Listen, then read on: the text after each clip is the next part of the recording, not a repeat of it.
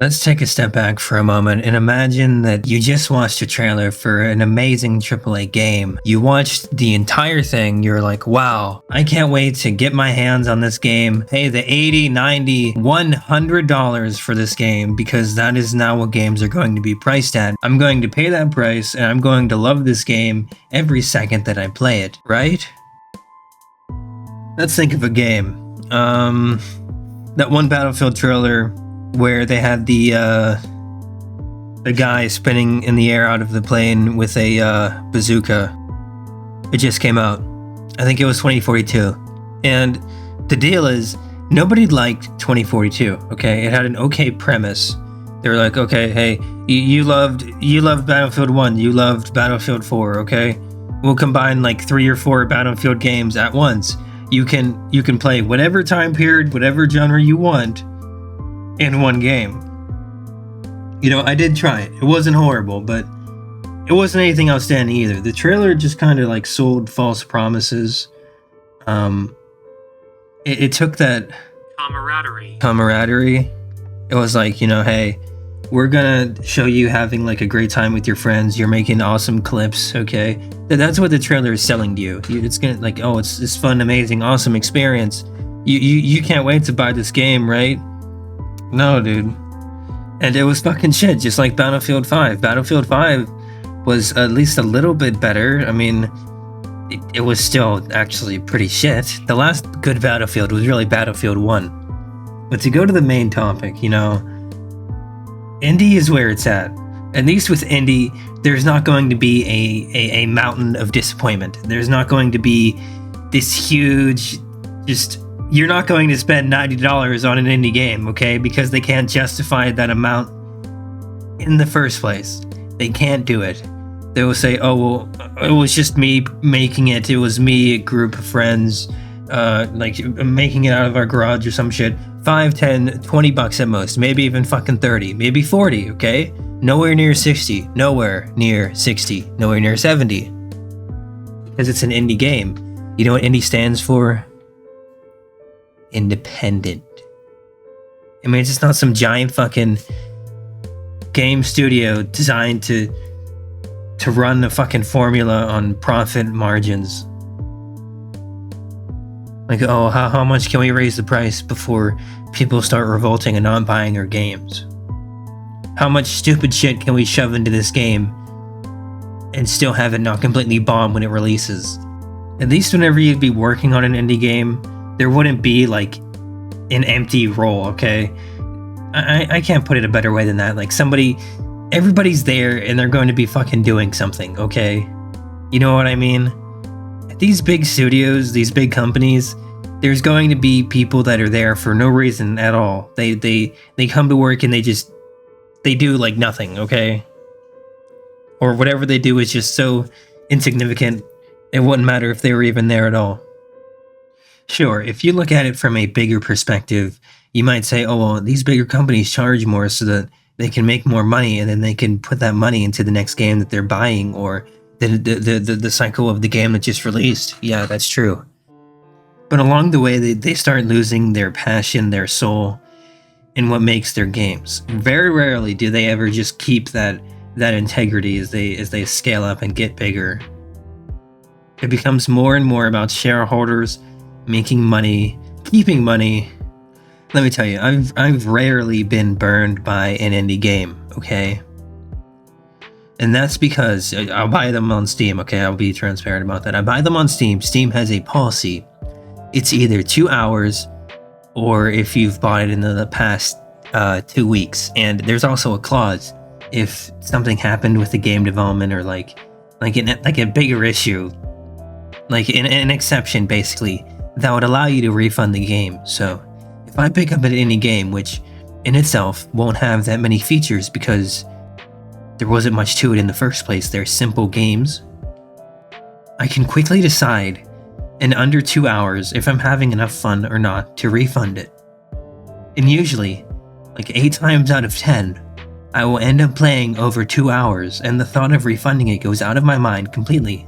Of course, it's a lot different if you're doing it single player. You don't have friends along with the ride because friends make everything a whole lot funner, okay? take Schedule 1 for instance, because it's the most recent indie game I've played. There are these flavor of the month games that just pop up and they become popular for like 4 months and then they die. There's a million of them. It happened to Helldivers, not that it's really indie, but you know what I mean. It happened to Helldivers, it happened to Lethal Company, Repo is currently going through it. Like, you can keep going and going and going with this shit. It's sad, actually, afterwards, because then the companies that don't like, they just don't have that level of fame or like media eye anymore. But at least they got noticed in the first place, right? Which is more than any studio could ever ask for, to be noticed in the first place. But let's go back to what I was saying. You're playing Schedule 1 by yourself. You're doing absolutely everything by yourself. You might have a few NPCs to help you along that you've hired, but let's assume you don't. You're doing literally everything yourself. Growing, producing, selling. You're like, damn, this is fucking tedious. Bring in a friend or two, and suddenly you only have to worry about 1 or 2 things, not the entire process.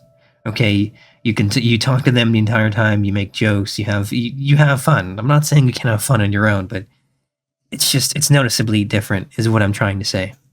There's definitely outliers to the whole buy indie point, but well, here, let's talk about GTA 6. GTA 6 is supposed to be coming out. GTA is like the biggest fucking video game ever, okay? The most funded, like, the final boss of AAA companies, alright?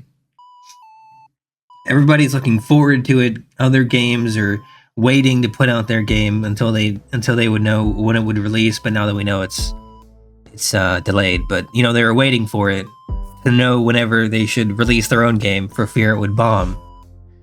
And yet still people are wondering if the latest GTA 6 is gonna fucking suck. If there's gonna be too much modern, current day political shit shoved into it that'll make it not even like a game, you know? What about Call of Duty? Call of Duty's been increasingly getting worse and worse. I had my hopes whenever the Modern Warfare reboot happened. And it definitely has taken a new direction for sure, but you know, I still really don't know how to feel about it. Just, the campaigns are fine. They could be better. They could be a lot better, but they're not horrible. They're not absolutely horrible. The main bone I have to pick right now is with zombies and multiplayer. Those are definitely getting more and more soulless. You just have to just look at them, man. Don't even fucking play it. You can't play it, man. It's shit. And then there is the topic of indie games being bought out by studios. A good example that would come to mind would be Minecraft. So Mojang sold out to Minecraft. They were like, hey, you know, we can't keep doing this, or the deal you offered us is just too fucking amazing for us to possibly continue. We'll give it to you so that you can make 4 updates a year. We will get 4 new blocks a year, maybe a particle effect or a new mob every 2 years if we're lucky. Shit like that, okay? No, and nobody even really plays Minecraft anymore, okay? Because, and I can guarantee you at least 40% of the reason, like half the reason, is because it doesn't get updated. The only reason anybody would really play it anymore is mods. Vanilla is just too painfully slow for anything of substance to occur. I could list some real fucking bangers from the Xbox 360. Total Miner, Castle Miner Z, Avatar Warfare, I think it was. Like, this shit just went on and on, man. And they were great because you could do that with your, like, it was just about being a positive multiplayer experience. You could chill with your friends. If you've been a gamer for any amount of time, like ever, you'll begin to notice certain things as time goes along. You'll notice maybe it's people in your friend group, people around you, people in, say you go to school, you go to college, go to work, whatever. The people around you, if they game, will continue to buy the same games. They will continue to buy and play the same games, okay? And it'll happen on the internet too. Say, I don't know, you go to the gym or some shit. People will just buy this year's Call of Duty, this year's FIFA, for fuck's sake. Why would you buy a sports game? You know what I mean? Go outside and fucking play the sport. What is wrong with you? But they buy it this year, and then they buy it next. Like, it's just consumerism for the sake of consumerism, man, because it's the newest fucking thing. It's like buying the newest Apple phone, the newest Samsung, the newest Apple one, because it's new, okay? Because it's new, so they can say they have it.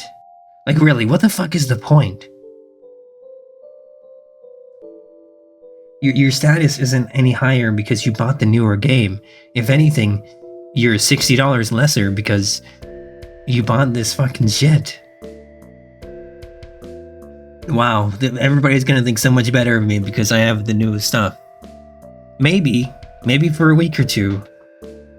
The sad truth is they themselves have become a product of the system, okay? They fail to realize it, or they simply don't care.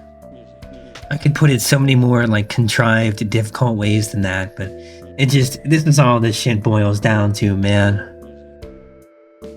The bigger studios lose themselves along the way. The smaller studios that have just gotten started, okay, that's probably part of it. They're in their infancy. They've just gotten started. They might not know what they're doing exactly, but what they will give you is a game that might have bugs. They might have errors, okay? It might be hard to play, hard to understand the gameplay loop, so to speak. But you will have a game, more often than not, that has soul, okay? It has effort and passion put into it. That is what people like to see. They don't like to see a soulless husk that's just designed to drain the audience's money. I can't speak for everyone because some people will just literally play anything. Like, it's not even a joke, dude. But for the vast majority of people, they want to see something with tangible, visible effort. And that's becoming harder and harder as the years go by.